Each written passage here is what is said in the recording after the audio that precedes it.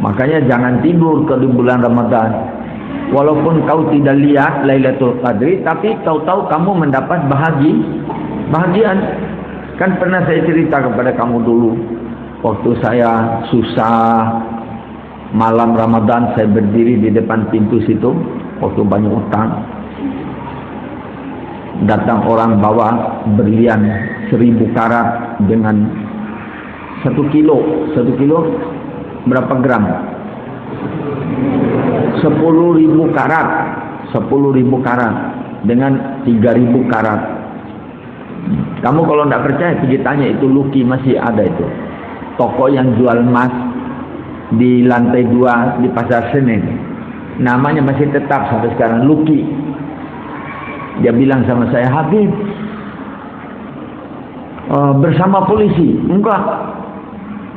Satpam? Enggak. Kan dikawal? Enggak.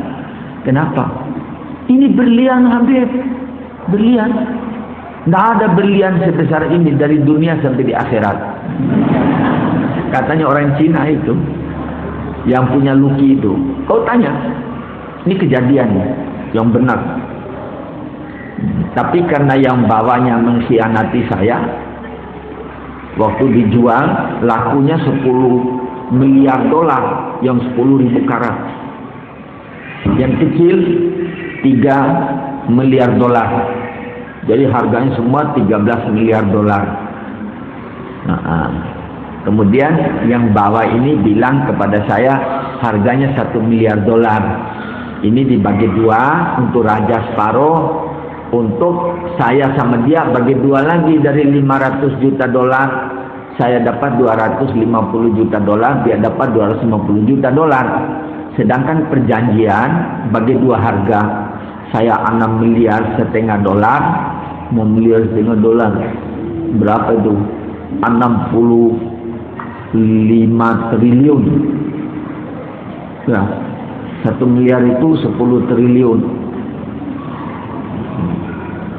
Ya, 6 miliar dolar 65 triliun. Nah ini yang diributkan cuma 6,7 triliun.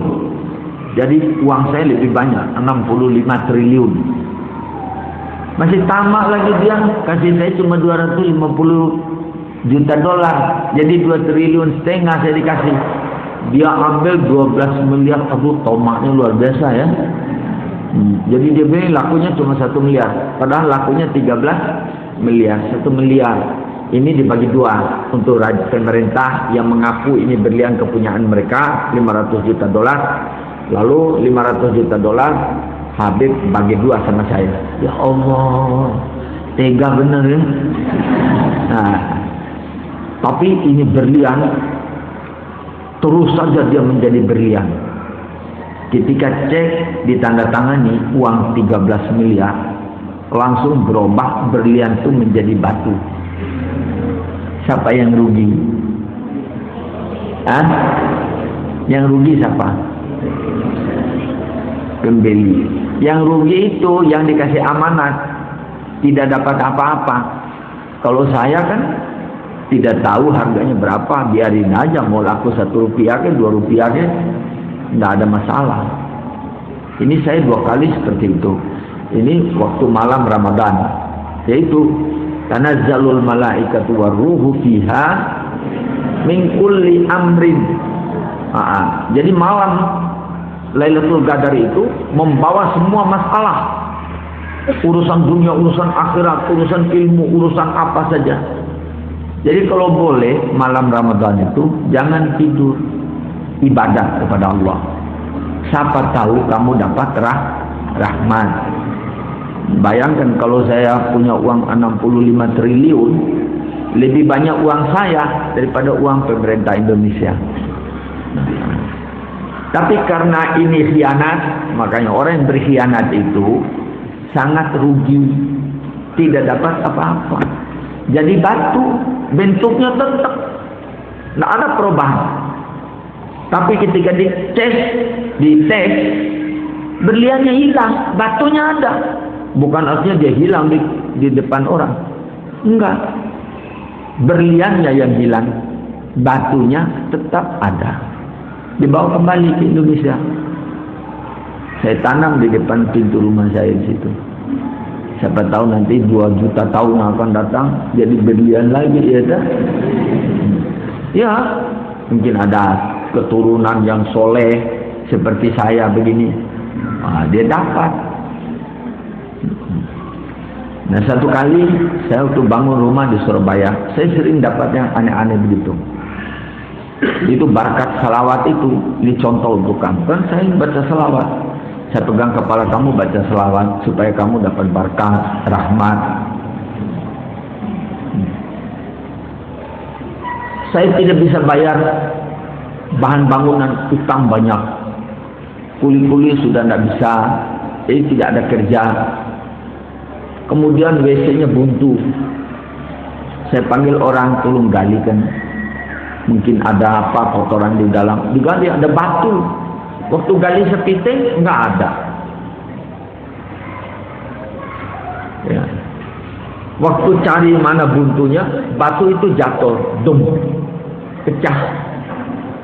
Di dalamnya ada jamrud. Beratnya juga 1 kilo.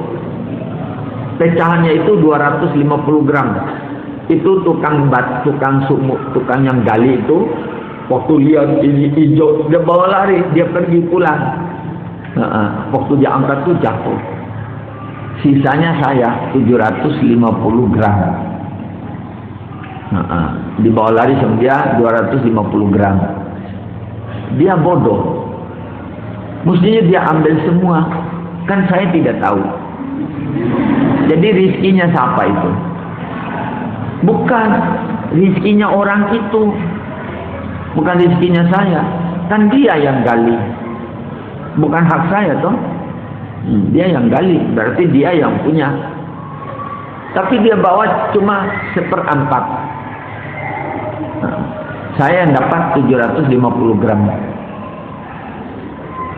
Saya buka batunya karena dia di dalam batu. Saya pecah-pecahkan, ngungkul dia itu, ngungkul begini. Jadi pecahnya itu dibawa. Saya pergi ke Tunjungan Surabaya, kan masih tinggal Surabaya. Ditimbang 750 gram. Oh, kalau gitu yang pergi itu 250 gram.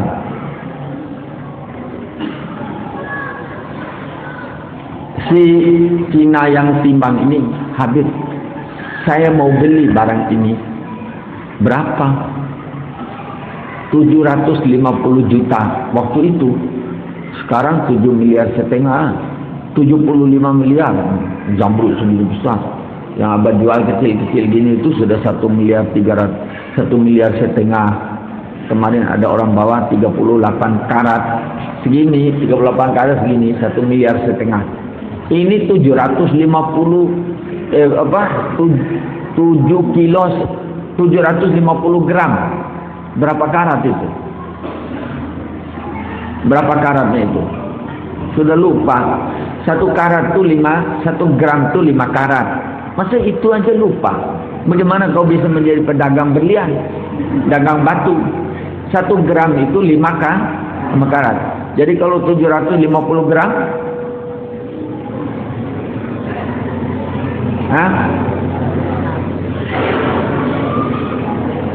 berapa? 3.750 karat. 36 karat segini aja, 38 karat segini, 1,5 miliar. Ini 3.750 karat. So, berapa ratus miliar? Mungkin triliun.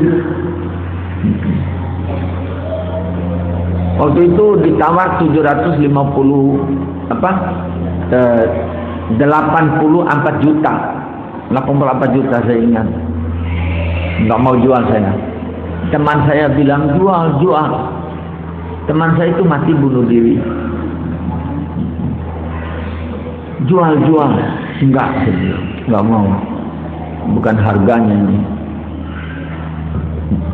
Saya bawa ke Jakarta. Buka tas, hilang barangnya. Kenapa itu?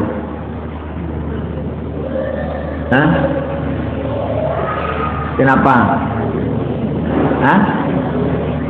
Belum rezeki. Mesti ada kenapanya. Ilahnya apa itu? Hah? Ilahnya tomak. Tomak. Jadi orang tamak itu menghilangkan urusan yang lain. At-tamak ma jama', orang Arab bilang. Tamak itu tidak membawa keberuntungan. Jadi apa-apa yang kau mau buat, mau lakukan, dagang, untung, jangan tamak. Kalau dikasih keuntungan 20.000, ya sudah, cepat-cepat ambil. Jangan mau keuntungan 100.000, akhirnya dicopet orang di tengah jalan. Tapi karena barang ini, barang-barang yang rizkinya, apa itu? Rizkinya namanya keberuntungan, itu kalau ditawar sekian, jual cepat. Karena barang yang begitu itu, yaitu bisa hilang, bisa berubah. Itu contoh. Satu kali saya waktu baru pindah dari Dompu ke Surabaya, saya tidur di trotoar, kan tidak punya uang. Ada satu orang Arab bilang, jangan tidur sini, kamu kan orang ganteng, nanti bunuh orang, ini itu. Di trotoar benar, tempat orang lalu lewat begitu, saya tidur di trotoar. Saya pernah alami semua itu, hidup miskin, yang papa, hina, disuruh naik tidur di hotel. Saya tidur hotel, ada orang Madura, caci maki orang Arab. Saya sangka dia caci saya, gara-gara jadam dia mau jual 5.000, orang Arab itu tawar 4.500. Tidak mau, orang Arab itu kasih naik 500 rupiah. Jadi saya bilang sudah saya jualkan, mudah-mudahan bisa laku 5.000. Saya bawa pergi ke belakang Masjid Ampel situ, ada orang beli macam-macam, semua dibeli, apa saja orang bawa. Jadi saya bawa, oh tadi orang Madura yang jual ini, saya tawar 4.500. Coba bayangkan bagaimana malunya kalau kamu, ya dah, tapi saya tidak punya malu. Saya bilang, oh ini dari Hadraul Maut, bukan dari Indonesia.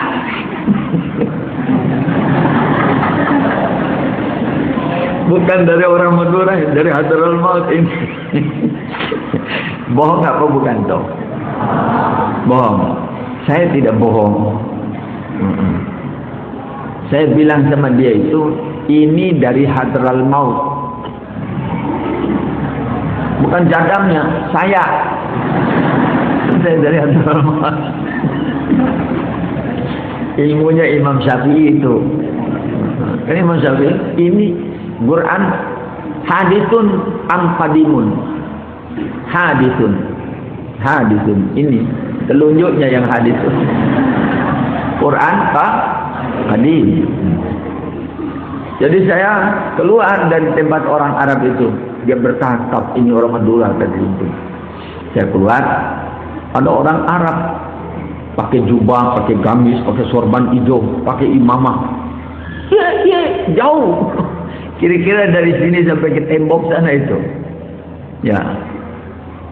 Bagaimana matanya orang itu boleh lihat saya dari jauh itu? Apa yang kau bawa? Sini. Saya bilang jadam. Periksa dia. No, buka. Dijilat. Asli. Berapa harganya? Saya bilang saya tidak tahu harganya. 1 kilo 35.000. Saya bilang tambahin sedikit supaya ada juga untung bagi saya.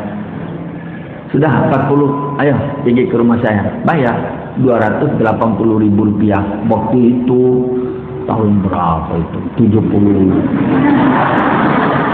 Tahun 73. Bayar 280.000. Yang orang Madura punya itu kan cuma 35.000. Jadi saya untungnya 245.000. Berapa kali lipat tuh. Saya beli baju, beli gamis, beli sorban, beli kopiah, beli imamah, duduk di Masjid Ampel. Jadi takmir masjid itu tiap malam antar maghrib isya itu ada ceramah di situ. Kiainya nggak datang.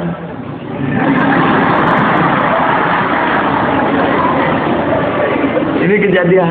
Nah, itu sejarah hidup. Jadi tidak boleh orang putus asa. Jadi kiai tidak datang, yang takmiri kalang kabut, kan orang banyak yang mau ngaji ini. Itu datang Habib Ahmad bin Mohsen namanya, bangsa Asegaf, orangnya hitam. Ente ustaz? Saya bilang iya, ngajar situ. Ngajar saya memang tukang pidato. Orang senang, kan disiarkan pakai radio. Ampel itu punya radio.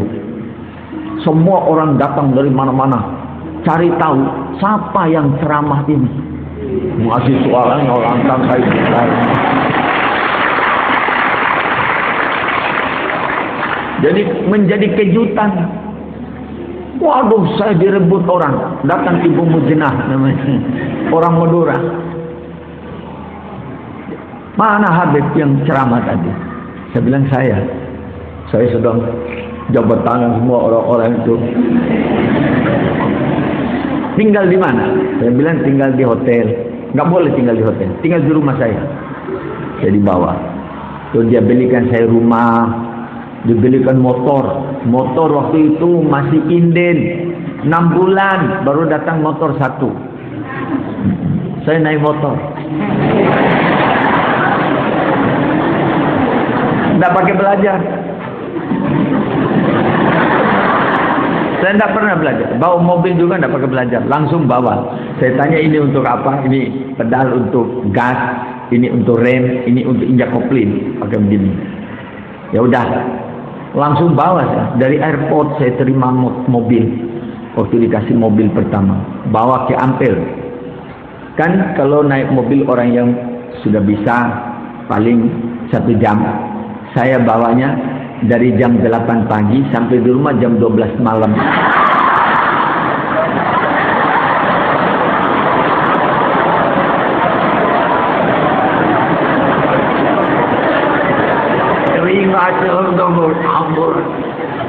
Karena tahunnya gigi 1 doang, dari Juanda sampai ke Ampel, gigi 1 terus sampai di rumah.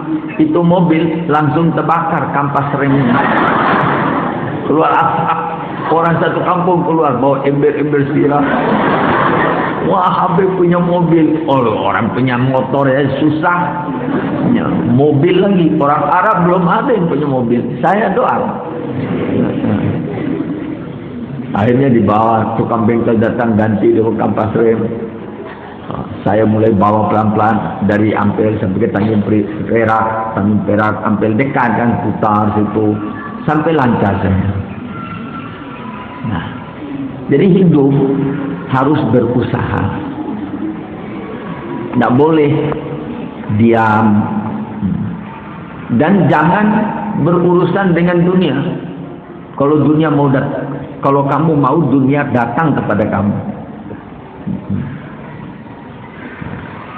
yang berurusan.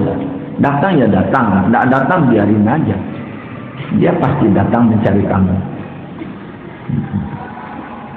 Jadi ilmu itu sangat penting, mengetahui seluk-beluknya, baru kamu bisa jadi seperti saya ini.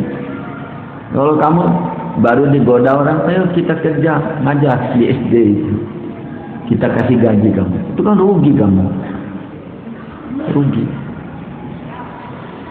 hilang ilmu kamu. Jadi orang mesti harus ada kesabaran, tidak boleh tamak, kemudian mengharap kepada Allah yang benar-benar. Jadi kalau doa itu yang benar-benar, karena Allah sudah janji mesti saya kasih.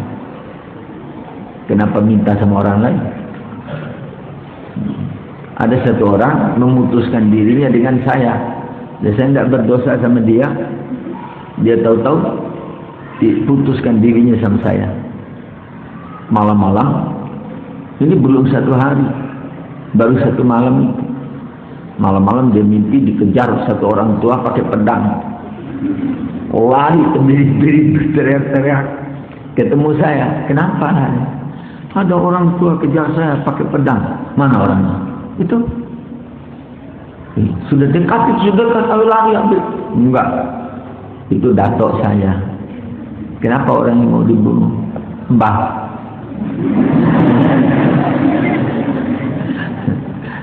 Kurang ajar. Itu aja bilangnya. Lalu pergi.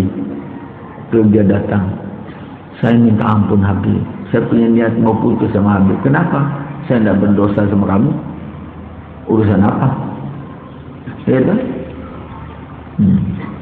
Jadi bukan mudah. Kalau mau ditolong Allah, mesti kamu mau menolong hambanya Allah. Mesti Allah tolong kamu. Ya kan? Siapa hambanya Allah? Hah? Muslim. Hambanya Allah semua makhluk. Manusia, jin. Mungkin satu kali kamu dibuka hatinya oleh Allah lalu melihat jin sakit, bawakan ke dokter. Nolong. Kalau jin dokternya siapa? Ya dokter jin, kan kamu bisa lihat jin. Tentu kamu tahu dokternya jin. Sakit apa? Sakit mata. Ya bawa ke dokter mata. Jin ada dokter mata, ada dokter jantung, macam-macam. Kan dia makhluk. Ya dah? Pohon. Jangan sembarangan potong. Saya jangankan buah yang masih belum masak, belum matang. Yang sudah matang, saya tidak berani petik. Kalau saya mau makan, saya suruh orang petikkan. Saya tidak berani petik.